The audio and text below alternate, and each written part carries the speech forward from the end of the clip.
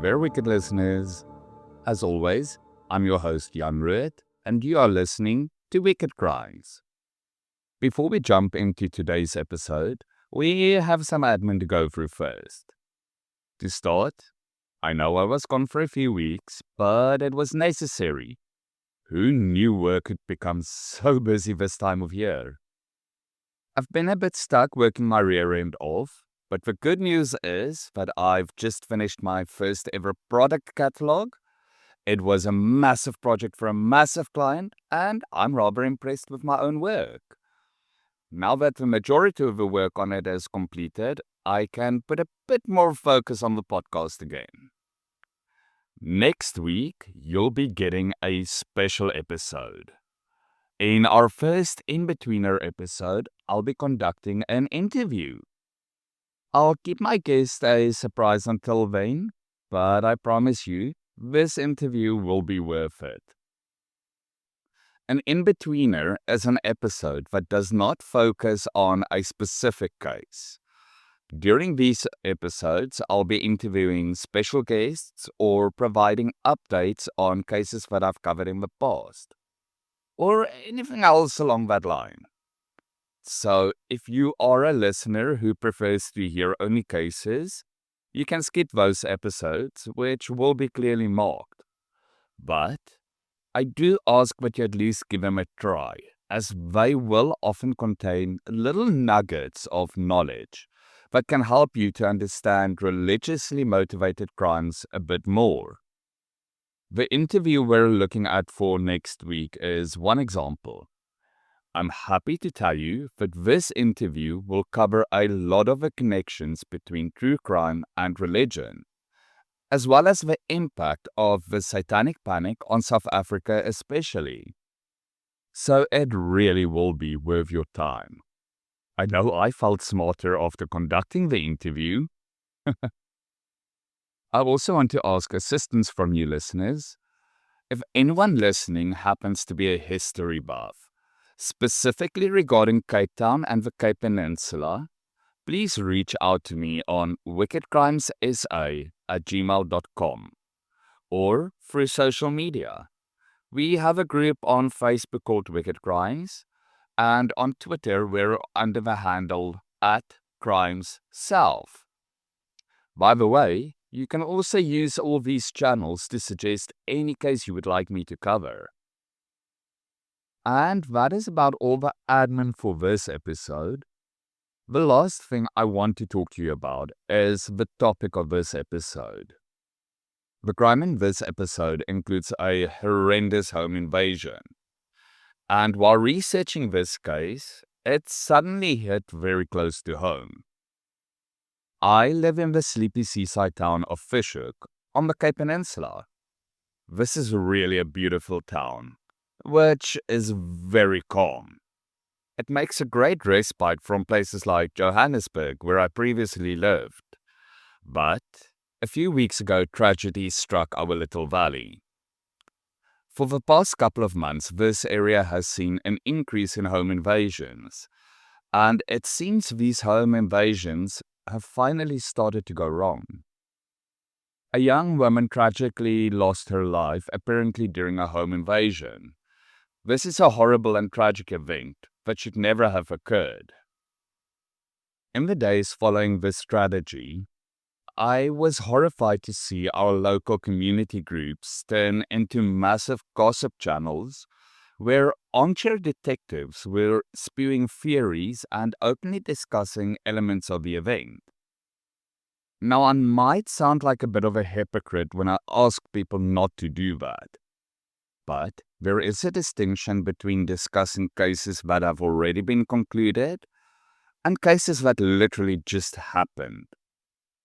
The cases I cover will all be at least a year old before I touch them, and unsolved cases need to be called. Discussing an active case can actually cause harm to the case.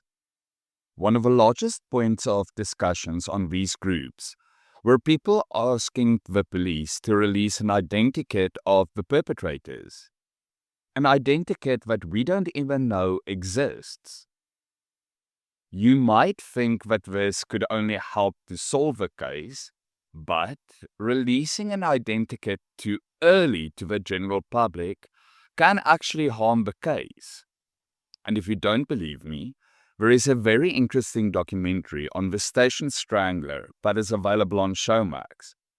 I'd suggest you watch it.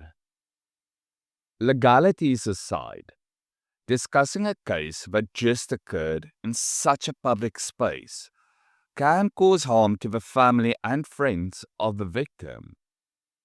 They are also a part of the community, and I can guarantee you that they will read the comments on every post about their loved one.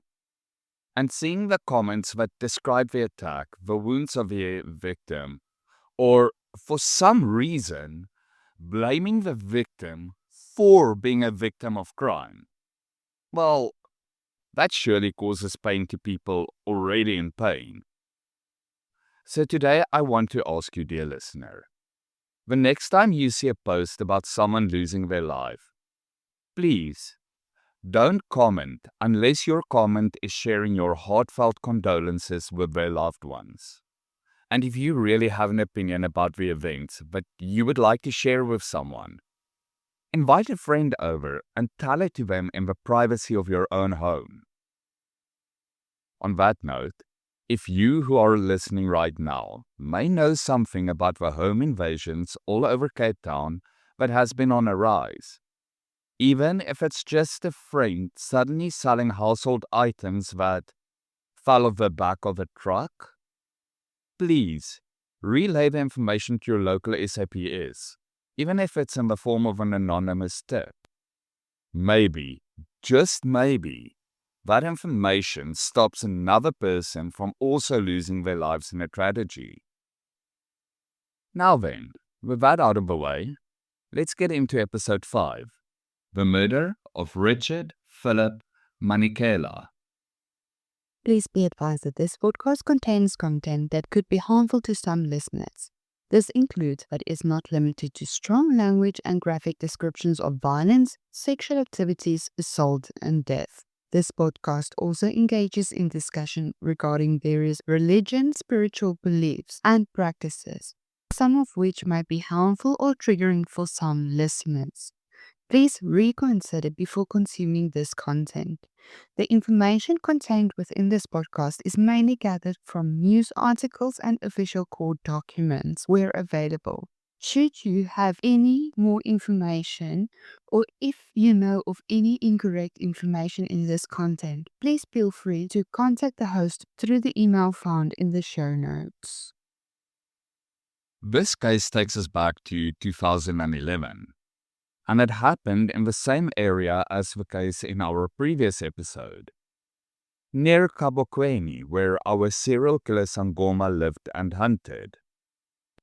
Richard Manikela and his wife Julia lived in an area known as the Fafwa Trust.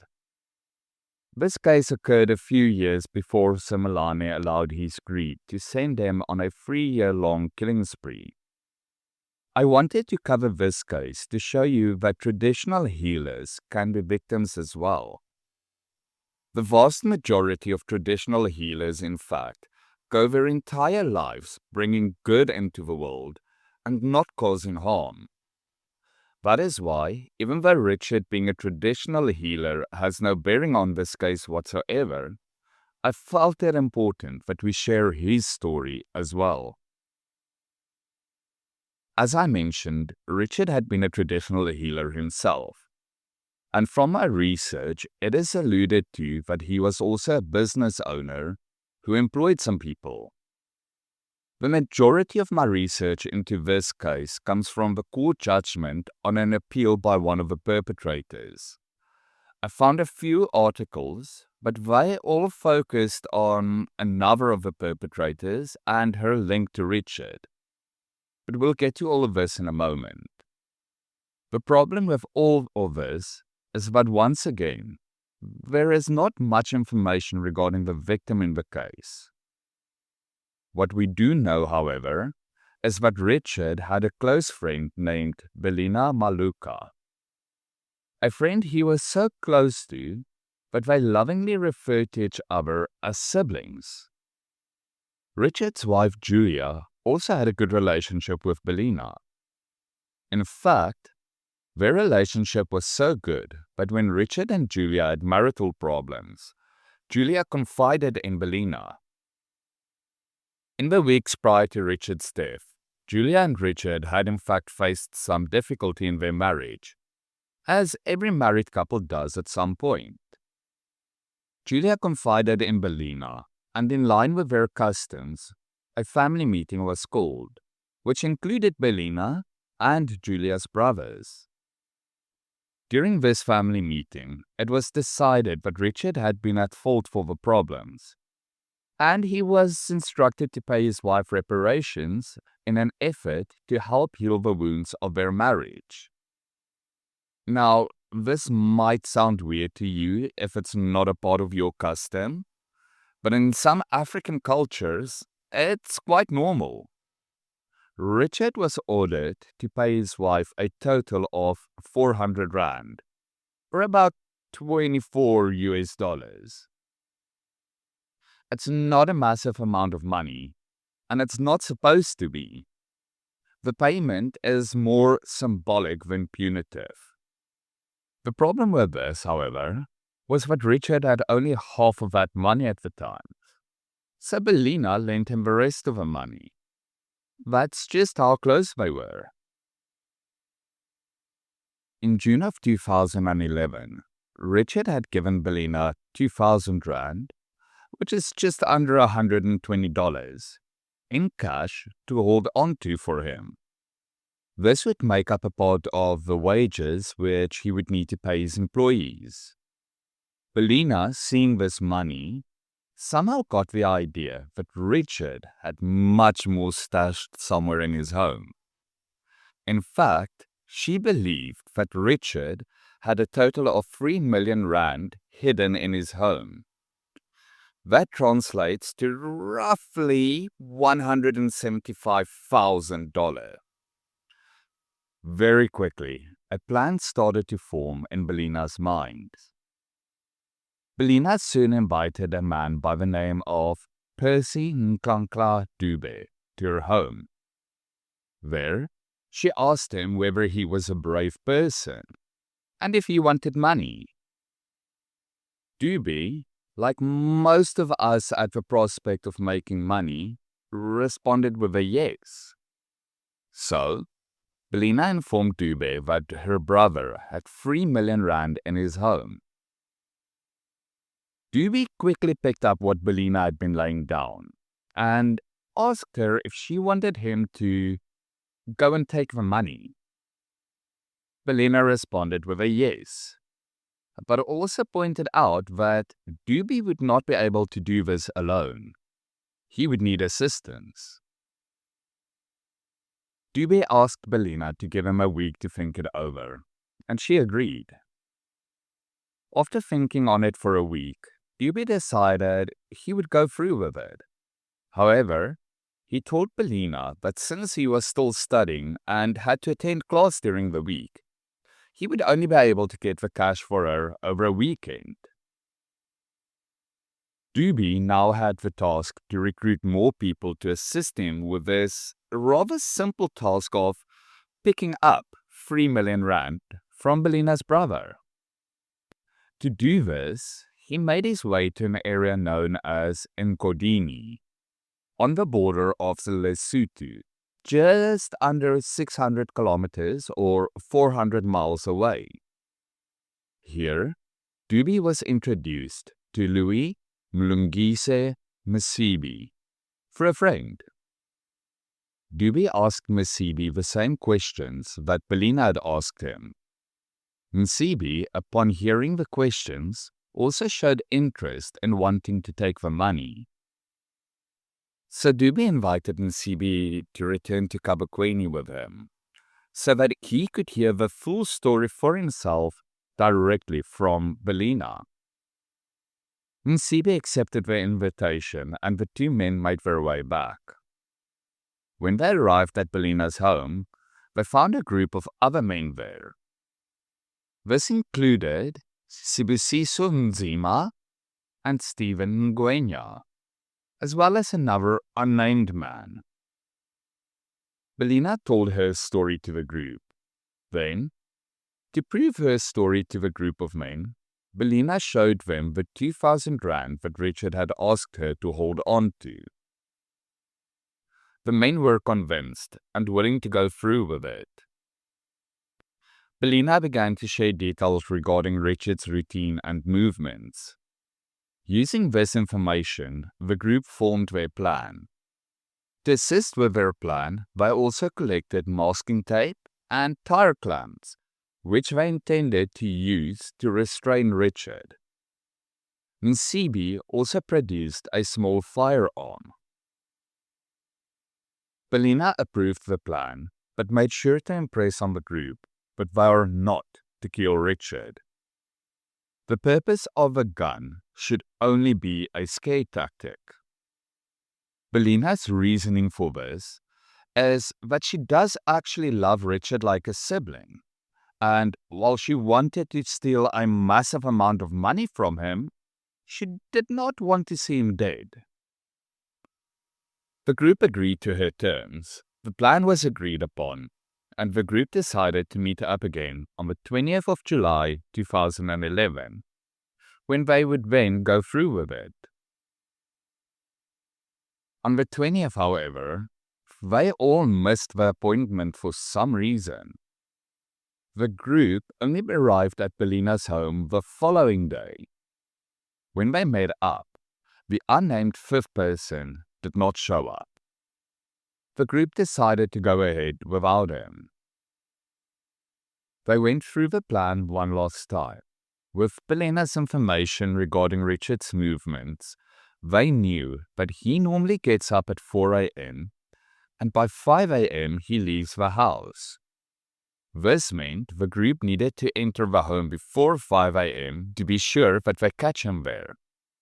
At the same time, they knew that Richard owned a shotgun, which he often used to shoot birds.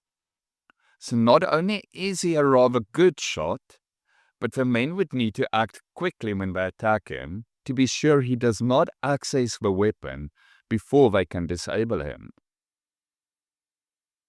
It was decided that the men would all spend the night at Doobie's home, so that they would be together early the next morning to ensure that they were all on time. When they reached Doobie's home, however, they realized that this would not work too well. Doobie had only one bed, and it was not very large. There was no way they would all fit on the bed. Doobie called a friend of hers, Nduduzi, and asked him to come over. When Nduduzi arrived, Doobie introduced him to the rest of the men and asked them if Nsibi and Nzima could spend the night at his place. Nduduzi agreed. The following morning, Doobie and Stephen were awoken by Nsibi and Nzima knocking on the window.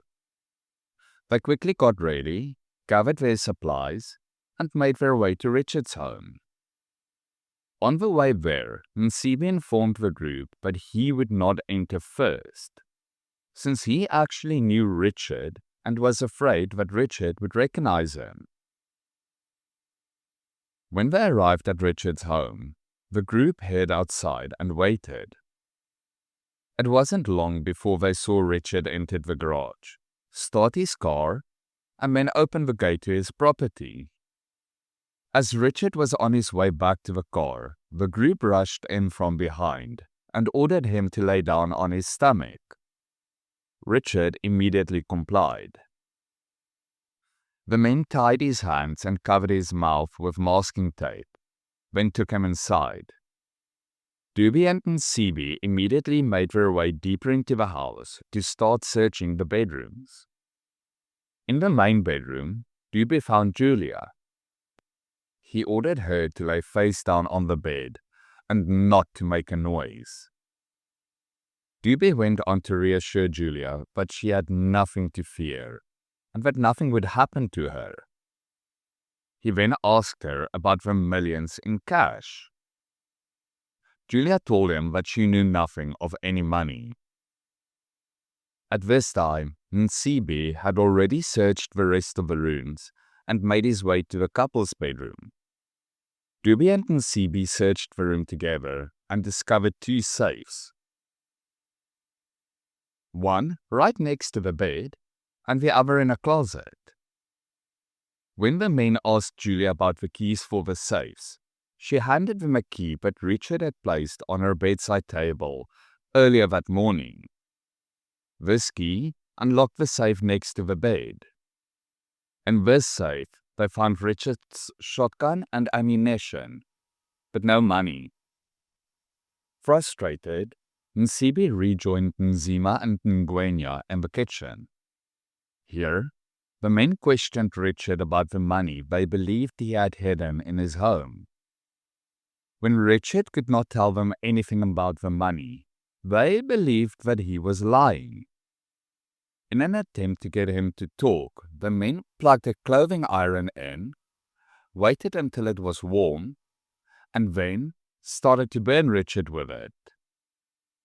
The men kept Richard's mouth covered while they burned him, an act of torture so painful that Julia could hear her husband's cries all the way in their bedroom through the tape over his mouth. Regardless of how much Richard was being tortured, he could not tell them where the 3 million rand in cash was hidden, for one simple reason. There was no millions hidden in the home. In an attempt to appease the men, Julia offered that they take their car. And Richard told the men the only money he has is the 2,000 rand he gave Belina to keep for him, entirely unaware that this was the money which had led to this entire encounter. At some point, Nzima, frustrated with Richard, walked into the bedroom where Dubi and Julia were. Here, he took the shotgun from the safe and returned to the kitchen. Nzima started playing with it for a while, as the other 2 men continued to torture Richard. Then, a shot went off. In that single moment, Richard's life came to an immediate end. The men watched as Richard's body fell to the floor. They were all frozen in shock. Nsibi spoke first. He asked Nzima why he had shot Richard. Nzima simply replied saying, "It was a mistake." The judgment I found gave 2 accounts for what happened next. I'll relay both to you, as the document was not clear on whom had given which account, or which one is believed to be the true account. The first says that as the men stood frozen over Richard's body, Julia rushed into the kitchen. Seeing her husband bound, tortured, and killed on the floor, she dropped down next to her. She then closed his eyes and announced to the men that he was dead, after which she ran out of the house. The men just stood there and watched her run away in total shock. A few moments later, as they were also about to run, Nsibi spoke up again and said that they should take Richard's car. They did so and left the scene.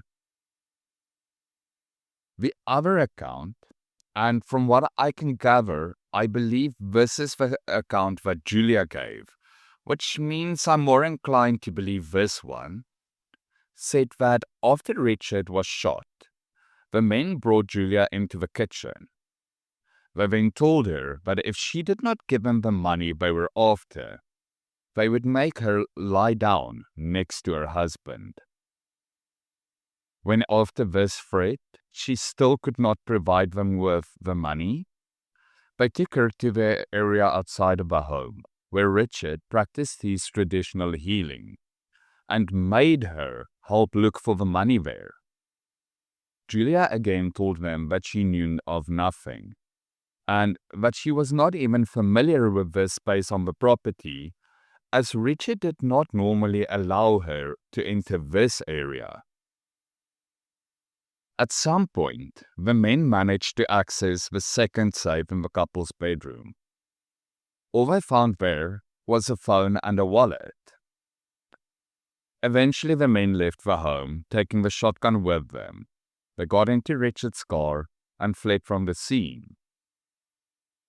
The men were apparently all in various stages of shock at the home invasion gone wrong. Doobie, in an attempt to get away from the rest of them, told them that he needed to go to his school. They dropped him at a nearby dumping site, and from here, Doobie made his way to Nduduzi's home. We'll cover what happened there in a moment. It didn't take long for police to connect Doobie to the home invasion and murder, and he was arrested quite soon.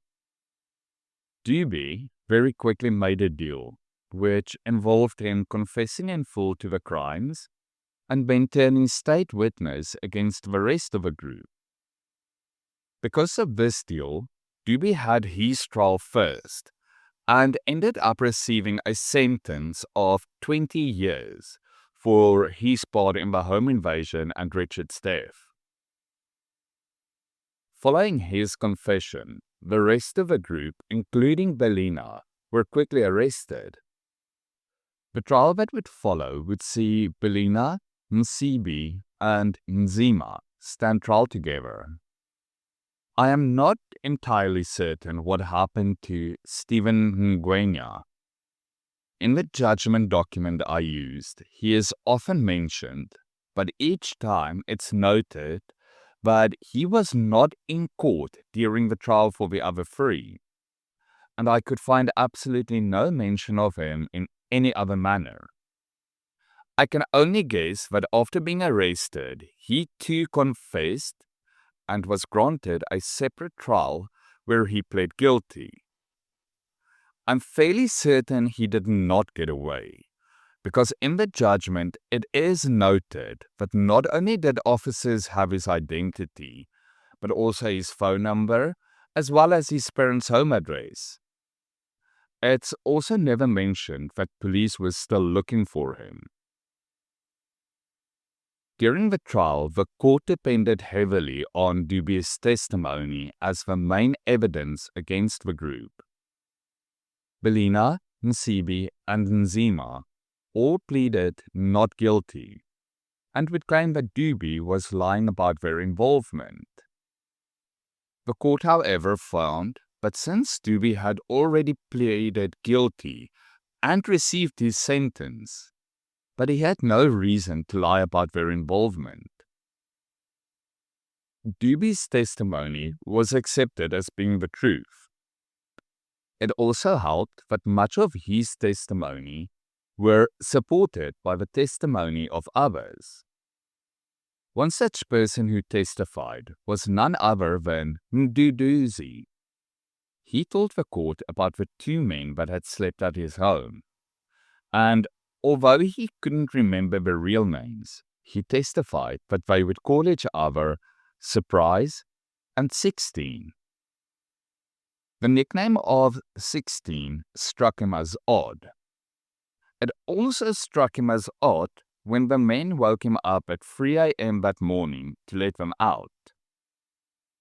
Nduduzi further testified that around 8 a.m., Doobie showed up at his home, shaking and in wet pants. Doobie then asked Nduduzi for a cigarette before telling him that he's going home to lay down. After a while, Doobie returned to Nduduzi and told him exactly what had transpired that morning. Nduduzi had by then already heard about the murder through some kids at school. Another person to testify was a man named Pete Nkosi. I found Nkosi to be a very strange character in this case. As you'll hear in a moment, Nkosi's actions were extremely odd, and I wouldn't be surprised if his name appears in another court document at some point. You see, Nkosi was testifying under threat of facing charges himself. Remember how the men left with a shotgun? Well, police managed to find the shotgun in Nkosi's possession. Nkosi was warned that if any part of his testimony was found to be false, that he would be charged with the illegal possession of a firearm and ammunition. So, Nkosi testified that shortly after the murder had occurred, but Nsibi and another person whom I believe to be Ngwenya had arrived at Nkosi's home near Ngodini. The two men were in possession of a bag. They asked Nkosi to look after the bag while they went out to buy cigarettes. Nkosi agreed, and when the men did not return, he decided to investigate what was in the bag. This is when he discovered it was the shotgun and a single round of ammunition. None of the men involved in the case, including Nkosi, ever go as far as to explain why Msibi had left the bag with Nkosi while buying cigarettes. According to Nkosi, he then hid the bag in the mountains adjacent to his home out of fear. 3 or 4 days later, Msibi returned to Nkosi's home, this time with a different person in tow. When Msibi inquired about the shotgun, Nkosi told him that he had hidden it in the bushes, but it was already too dark for him to find the gun, and that Msibi would need to return during the daytime to get it. Nkosi claims he did retrieve the gun from the bushes on the mountain where he had hidden it after this visit, but that Msibi, again, never showed up. Instead, 2 weeks later, police officers arrived with Msibi in the back of their car and in search of a firearm. Nkosi testified that he then led the officers into the mountain to search for the firearm. And after a while of searching, he finally admitted that the firearm was actually back at his residence. After returning to his home, he handed the firearm over to the officers. There was something different here, however. Nkosi had sawn off the shotgun's barrel by this time. Nkosi was arrested and claimed that while he was in the police car with Msibi, that Msibi told him he would tell the officers that Nkosi was not involved in the crimes that they had committed. Apparently, Msibi never followed through on this. When Nkosi was asked why he never turned the firearm into the police after taking possession of it, he told the court that he did not do so out of fear that Msibi would return looking for the firearm and then discover that he had reported it to the police. Basically, he claimed he was scared of getting stitches for being a snitch. But I'm not entirely sure if I believe this. You see, Detective Sergeant Van Vieren took the stand after Nkosi. He testified that he and 2 other officers accompanied Msibi to retrieve a firearm from Nkosi after Msibi had been arrested. When they arrived at Nkosi's home, at Msibi's direction, they approached Nkosi, who initially denied knowing Msibi at all. The detective testified that after this, one of the other officers, Captain Magagula, spoke to Nkosi in a language that the detective did not understand. This is not too odd in a country with 12 official national languages. After this conversation, however, Nkosi admitted that he knew about the firearm and that he was willing to give it to them. Nkosi then led officers to the back of his home. Here, he reached in between some scrap metal and produced what the officers initially thought was a steel pipe. But what they quickly discovered was that it was the barrel of the shotgun, which Nkosi had sawn off. Nkosi at this time claimed that this was the only part of the firearm that he had in his possession. The officers returned to the car, and after a quick conversation with Msibi, the captain again had a conversation with Nkosi. After the second conversation, Nkosi again changed his tune and admitted to being in possession of a shotgun, but told officers that it was in the mountains. The officers followed Nkosi halfway up the mountains, where he stopped and informed them that this was the area where he had hidden the firearm. But he could not find the exact spot anymore. Nkosi then pretended to search the area for a while and acted as if he simply couldn't find it. Eventually, the officers told Nkosi that they were not leaving without the firearm and that they would bring in a canine unit to assist with the search if necessary. This, again, made Nkosi change his tune, and he admitted that the firearm was actually back in his home all this time. The officers followed Nkosi back down the mountain and into his home, where Nkosi finally produced the rest of the firearm from underneath his mattress. Now, I don't know about you, but it does seem like Pete Nkosi went through a lot of trouble to try and hide the shotgun from the officers and to remain in possession of it. Almost as if he thought if it became too much trouble to find the shotgun, but the officers might just leave and he could just keep it. The fact that he sawed off the barrel was also very interesting to me. There are two reasons why people tend to saw the barrel of a shotgun. One, it makes it more maneuverable, especially in close quarters. And two, it makes it easier to conceal.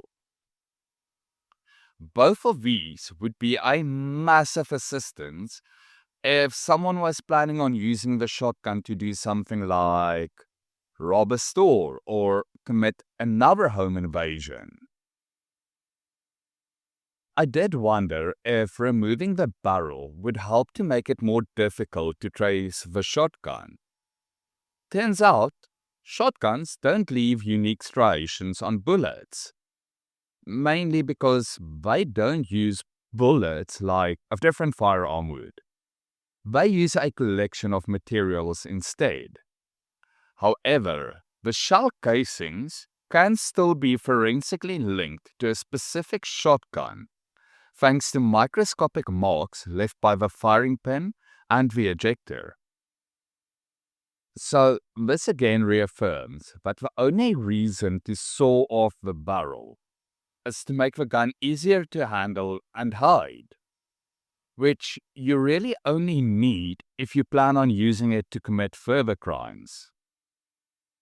Of course, there is no evidence that Pete Nkosi had been involved or planned to be involved in any other crimes. But I do find his behavior rather strange. As I mentioned earlier, all three accused in this trial pleaded not guilty. Belina Maluka denied any involvement whatsoever. She denied Duby's version of events, and even used Richard and Julia's marital problems as a part of her defense.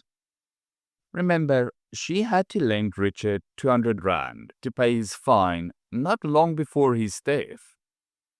According to Belina, This meant that she knew he did not have money.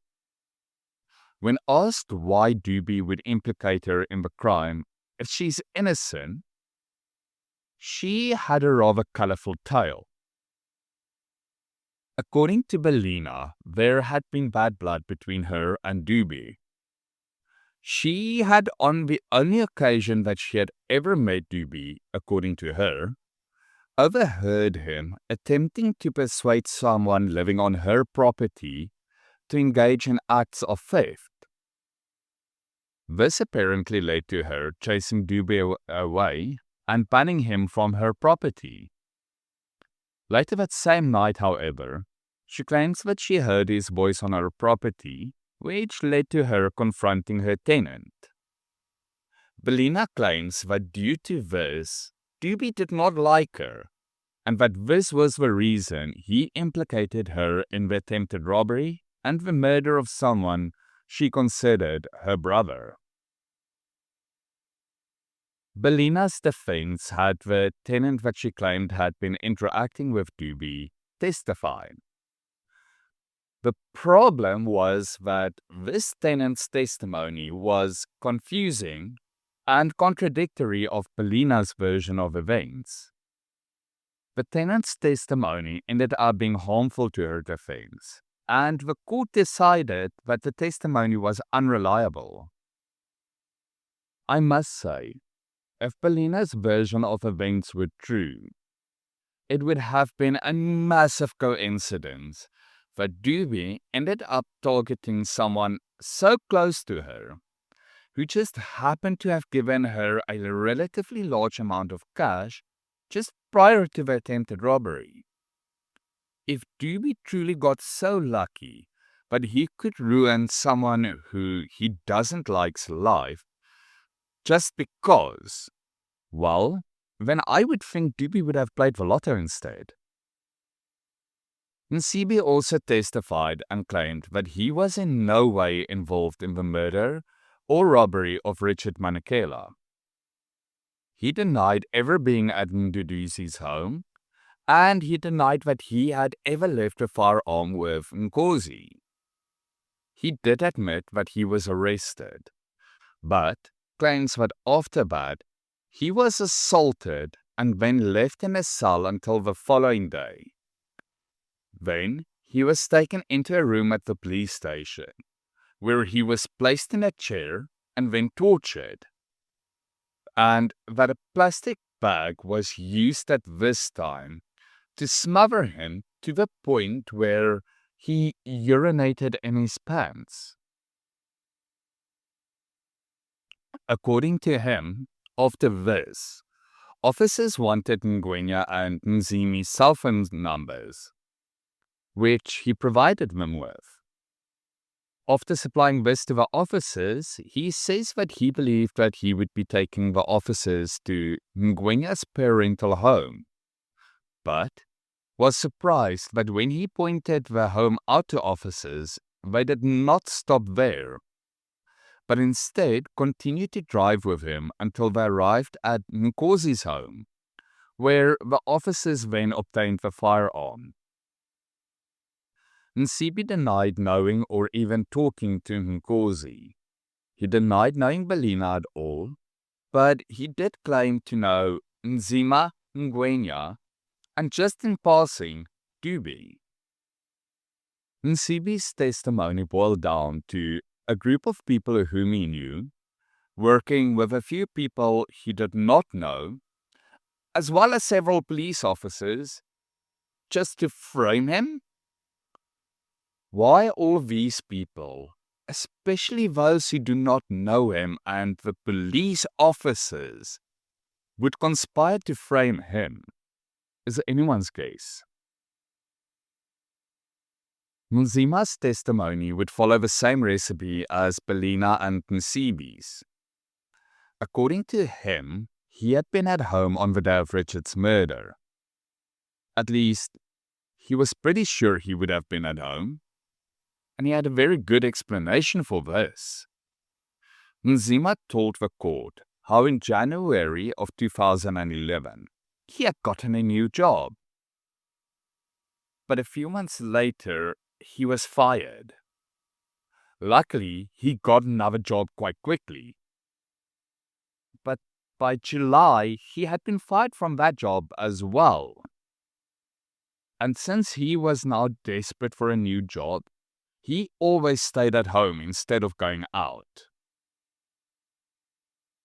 I'm not sure about you, listener, but to me, someone claiming to be unable to hold a job for very long and admitting to being desperate for work is someone that I am more inclined to believe will be susceptible to being talked into committing a crime, especially if there is a payday of a couple of million to be shared 5 ways after just one quick and easy home invasion. But maybe I don't understand the world too well. Either way, Nzima also went on to deny knowing any of the other accused, except for Msibi, because they lived close to each other. Oh, and Ngwenya. But he testified that he didn't like Ngwenya in any case, because when they were in school, Ngwenya had once stabbed him. The court was just as convinced of their innocence as I am. So, on the 18th of September 2013, Belina Maluka, Louis Mlungisi Msibi, and Sibusiso Nzima were all convicted on the following charges: robbery with aggravated circumstances, possession of firearms, possession of ammunition, and murder. 2 days later, they would all be sentenced to life in prison for the murder charge, 15 years in prison for robbery charge, 5 years for the firearm charge, and another year for the ammunition charge. Because there was a life sentence included, it automatically means that they will be serving all their sentences concurrently. I am unsure if Msibi or Belina ever attempted to file an appeal. Nzima, however, has tried multiple times.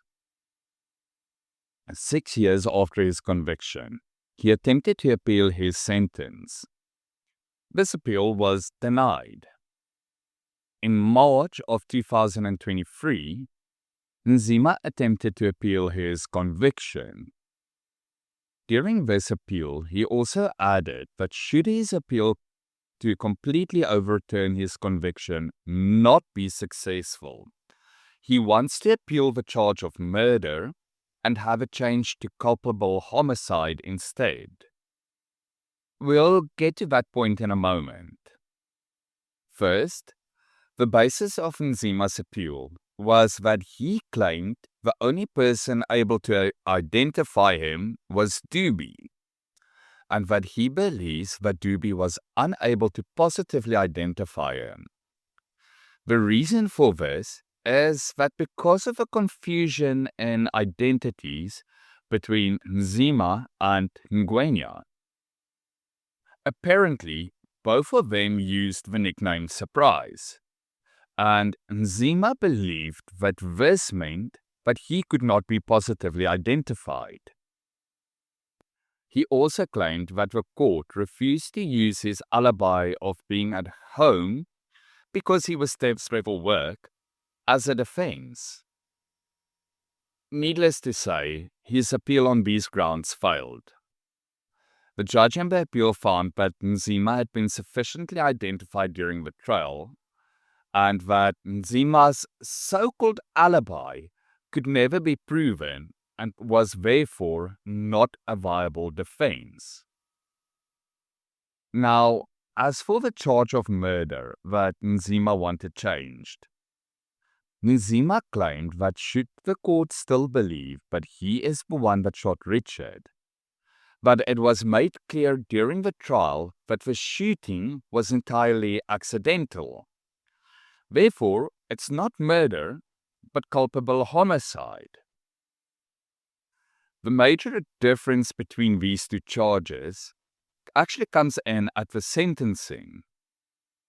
While the minimum sentence for murder in South Africa is 14 years, culpable homicide has a much shorter sentence. In fact, Nzima suggested that should the charge be changed, but his sentence for culpable homicide should be reduced to 8 years, and that it should run concurrently with the robbery charge.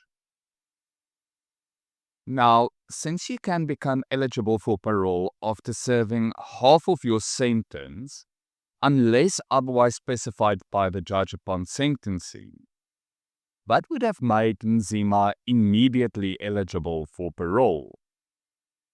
His appeal was denied on all points, and his conviction and sentencing upheld.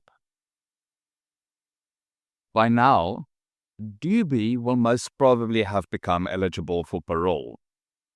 And given the fact that he turned state witness and was not the one who shot Richard, and was also not actively involved in the torture of Richard, there is a very good chance that he would have received his parole by now.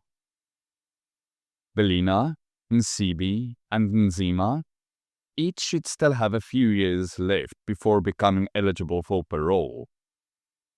Belina at least will be in her late 70s by now, but Nsibi and Nzima will be in their late 30s or early 40s. They still have a few years left in them. As for Ngwenya, as I mentioned earlier in this episode, I couldn't even find proper evidence that he stood trial or what his conviction was. So we have no idea where in the world he is. While Julia survived the ordeal, I can only imagine the psychological wounds she has had to deal with in the years since it happened. And we can only hope that she managed to find a way to heal as much as she can. Wherever she is, I hope that she was at least able to find a way to be happy again and to sleep at night without reliving this pain. Richard Phillip Manikela tragically lost his life because he trusted someone too much. He lost his life because someone he saw as a sister had more greed in her heart than love, and that is unacceptable. At least Richard lives on, not just as a name for all of us to remember from now on, but for his wife, their families, and friends. Richard, may you rest gently. And that, dear listener, brings us to the end of episode 5. Thank you very much for listening, and if you're enjoying the content, please be sure to follow us on whatever platform you're currently listening on, and if possible, please leave a review. I also want to encourage you to spread the word about the podcast, and feel free to interact with us on social media. I would love to hear from you. Remember to join me next Friday for our first In-Betweener, as we have an amazing guest on the podcast. Until then, be safe, wicked listeners.